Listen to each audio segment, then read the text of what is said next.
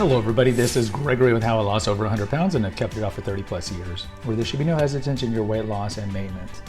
Today we're going to talk about whether or not people want you to succeed in your weight loss and whether or not you wanted people to succeed in your weight loss.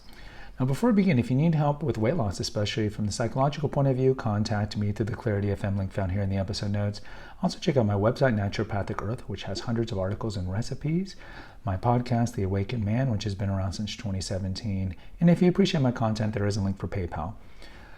All right, so look, we are social creatures. We are going to be around people in our life, and certainly there are going to be people who are happy that you're losing weight, and there's going to be people who are not happy. I do have an episode about people in your life whose advice you should listen to about weight loss. And I think I've tangentially mentioned this topic in a previous episode, but I think it's important from the psychological perspective to tackle this, because weight loss and any disordered relationship that we have with food or alcohol or anything, shopping, internet, is largely a psychological thing. So for us to stymie this disorder, we really have to attack it from the psychological point of view. So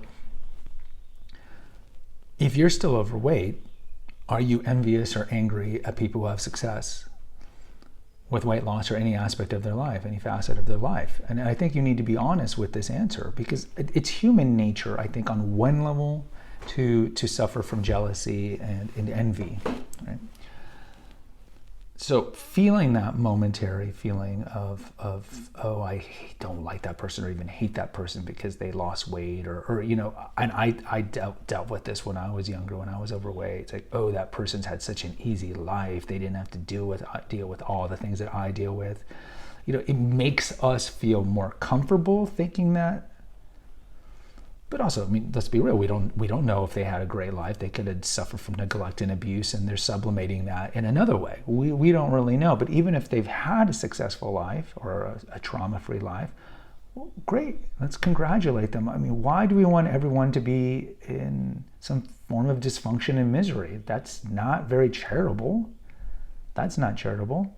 So I can only speak for myself, right? This channel is about myself. I can speak. When I was a teenager, I certainly dealt with the envy and the jealousy of why these people seem so mean and they bully, but they have it all. They get all the girlfriends, yet they pick on me. I wish their girlfriends knew how mean they were because they would dump them. You know, like all this stuff that goes through an adolescent mind.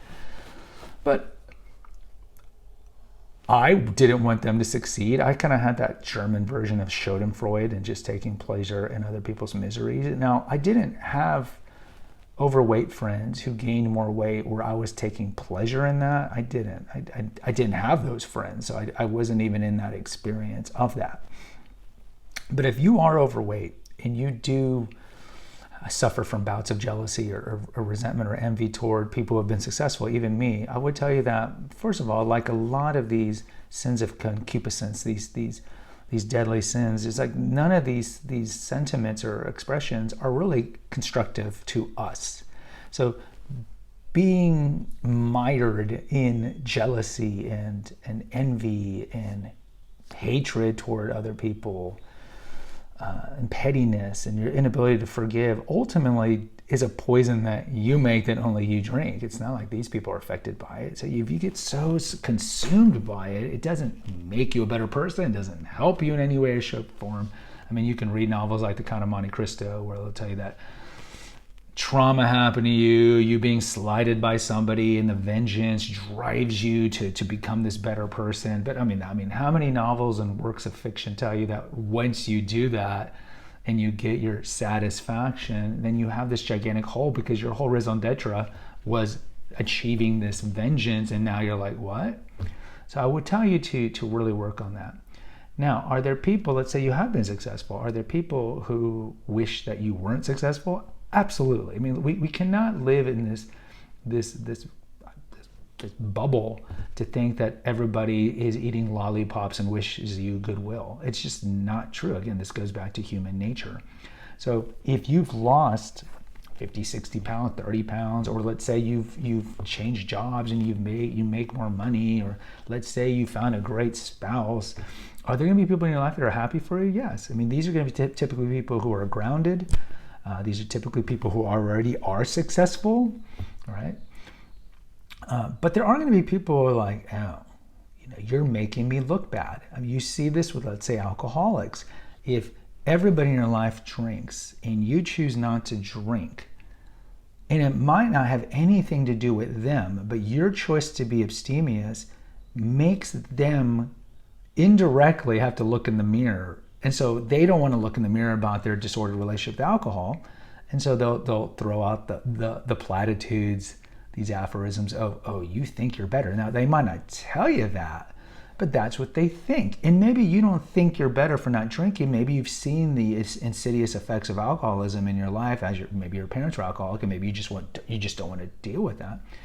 But they're going to see it that way. So there are going to be people in your life that when you lose your weight, they're going to see it as essentially casting a light on their inability to lose weight. And so you're making them look bad, even though you're not intending to make them look bad, but that's how they're going to see it.